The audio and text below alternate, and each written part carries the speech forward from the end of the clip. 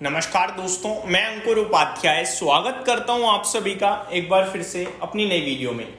दोस्तों, मॉर्निंग में आप सभी के साथ शेयर किया था कि आज मतलब मेरा ज़्यादा मिड कैप और स्मॉल कैप से है और निफ्टी 25,000 के लिए मैंने रात में भी आप सभी के साथ शेयर किया था। सुबह जब मॉर्निंग में फ्लैट था निफ्टी तब भी डिस्कस किया था कि तेजी मंदी के बारे में सोचना नहीं है, लॉन्ग टर्म के लिए गिरावट अपॉर्चुनिटी है और ट्रेडर्स के लिए सिर्फ एक चीज़ है कि आप 24,600 24,700 तक मैंने बोला था कि ये लेवल ब्रेक नहीं होंगे। अब जिस हिसाब की सिचुएशन डेवलप हो रही है, पहले आप 25,000 टेस्ट करने की कोशिश करोगे तो वहां पे तो बैंग ऑन स्ट्रेटजी रही है, ना केवल टेस्ट किया है, आज भी आपने 25,012 का हाई हिट किया है।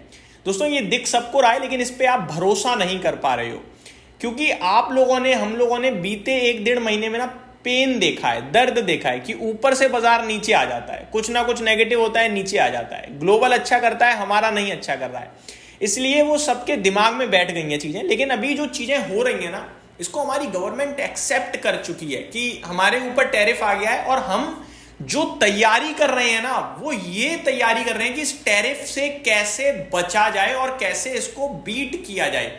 फॉर एग्जाम्पल, प्रधानमंत्री जी ने कल पूरे के पूरे बड़े बड़े मंत्रियों के साथ फाइनेंस से रिलेटेड मीटिंग करी, बैठक करी कि हम क्या कर सकते हैं कि इसका इंपैक्ट इकोनॉमी पे ना आए और करंट सिचुएशन हमारी इकोनॉमी की कैसी है। आज मीटिंग हो रही है कॉर्पोरेट, पूरे के पूरे कॉर्पोरेट जगत के साथ कि आपके सेक्टर में क्या दिक्कत है, क्या डिमांड है आपके सेक्टर की, जिसको हम सॉल्व कर सकते हैं और टैरिफ का इंपैक्ट ना आए। क्योंकि देश कंपनियों से ही चल रहा है भाई साहब। जब ये कंपनियां अपनी परेशानी रखेंगी और सरकार इसके लिए काम कर रही है, तो आप ये समझ लो कि हम कोई तुच्ची मुच्ची चीज नहीं है भाई साहब।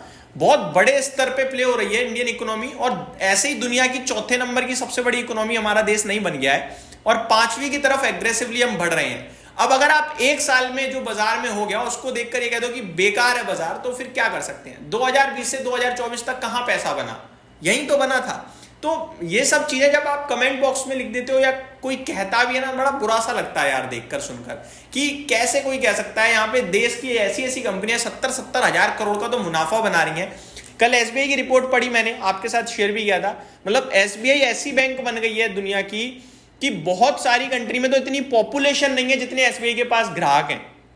ग्राहक in the means clients, depositors. और एसबीआई के पास जितना फंड है ना लोगों का, उतना लोगों जीडीपी नहीं है कंट्रियों की। तो ये मामूली बात थोड़ी है यार, ये प्राउड मोमेंट है हमारे देश के लिए। आगे बढ़ता हूं दोस्तों, एक और बड़ा कदम सेबी की तरफ से अब लिया जा रहा है और बेहद जरूरी है भाई साहब, बेहद जरूरी, बहुत पॉजिटिव कदम हो सकता है ये। मैं इसकी इंपॉर्टेंस आपके साथ शेयर करूं उससे पहले मैं आपको चीजें बताने जा रहा हूं कि होने क्या जा रहा है। होने ये जा रहा है कि इंडेक्स में कम से कम 14 शेयर्स होने चाहिए। इंडेक्स जैसे कि निफ्टी है, निफ्टी में 50 शेयर्स हैं, ठीक है।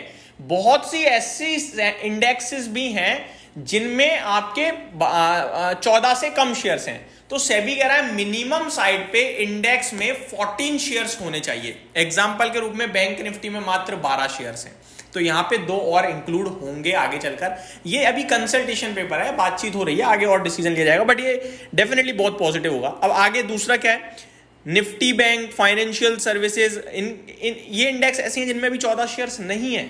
अब ये क्यों किया जा रहा है वो मैं आपको बताऊंगा अभी। आगे देखा जाए, नए इंडेक्स बनाने के वजह मौजूदा इंडेक्स में बदलाव बेहतर, ये कहा है दोनों एक्सचेंजेस ने, एनएससी बीएसई ने, कि नया इंडेक्स फॉर्म करें। इससे अच्छा ये है कि भैया बैंक निफ्टी में 12 है ना, 2 और ऐड कर देंगे, 14 हो गई। इसी तरीके से जिन इंडेक्स जैसे फाइनेंशियल सर्विसेज में नहीं है तो ऐड करके पूरा कर देंगे, तो ये बेहतर विकल्प है। अब किसी भी डेरिवेटिव इंडेक्स में कम से कम 14 शेयर होना जरूरी है। अब अगला स्टेप सुनिए, किसी भी इंडेक्स के शेयर का पर्टिकुलरली 20% से ज्यादा वेटेज नहीं होना चाहिए। बहुत जरूरी है ये, बहुत जरूरी, आगे इसकी इंपॉर्टेंस समझाऊंगा। और इंडेक्स के टॉप 3 शेयर्स का टोटल वेटेज 45% से ज्यादा नहीं होना चाहिए। और ये 8 सितंबर तक नियमों में बदलाव के लिए सुझाव मांगे हैं, अभी बातचीत चल रही है। अब होगा क्या वो सुनिए। जैसे कि मान लो बैंक निफ्टी है और कोई बड़ा ट्रेडर है, जैसे अभी जेन स्ट्रीट का नाम सामने आया था। बैंक निफ्टी को जेन स्ट्रीट ने शॉर्ट किया हुआ है, लेकिन बैंक निफ्टी क्या कर रहा है, ऊपर जाने की कोशिश कर रहा है। तो ये जेन स्ट्रीट जैसे लोग क्या करते हैं ना, ये इंडेक्स के ऐसे शेयर पकड़ेंगे जिनका वेटेज है इतना बड़ा, भारी भरकम, उनको बेचना शुरू कर देंगे सो दैट उनके चक्कर में उनका बैंक निफ्टी गिर जाए और उनकी पोजीशन प्रॉफिट में आ जाए। ये होता है मैन्युपुलेशन, हो गया एक तरीके से ये। अब मैं एग्जांपल के रूप में बोलूं, बैंक निफ्टी को गिराने के लिए मेरे को क्या करना है आपको पता है? मेरे को केवल HDFC बैंक और ICICI बैंक को गिराना है, बस खत्म खेल, बैंक निफ्टी अपने आप खत्म। क्योंकि HDFC बैंक का 29% का वेटेज है, ICICI बैंक का 26% से ज्यादा का वेटेज है। इन दोनों इंडेक्स का वेटेज अगर मिला लूं तो करीब करीब 55% हो गया। यानी 12 टोटल 12 स्टॉक्स हैं, 2 स्टॉक्स का 55% है, बचे हुए 10 का 45% है। मतलब फर्क ही नहीं पड़ रहा उन 10 स्टॉक से कि वो क्या कर रहे हैं, ये 2 स्टॉक जो कर रहे हैं उससे फर्क पड़ रहा है।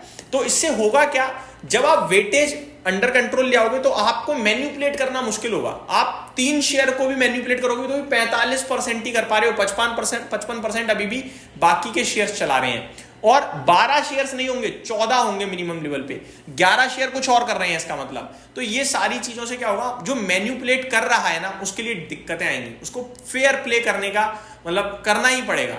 तो ये सारी चीजें हो सकती हैं, जो कि एक बड़ा बढ़िया नियम लग रहा है मुझे। अगर ये कंसल्टेशन पेपर एग्री होते हैं सब तो डेफिनेटली एक बहुत बढ़िया रोल प्ले करेगा हमारे देश के डेरिवेटिव मार्केट के लिए। यही समाप्त करता हूं इस वीडियो को। Thank you so much for watching this video. Have a great day guys.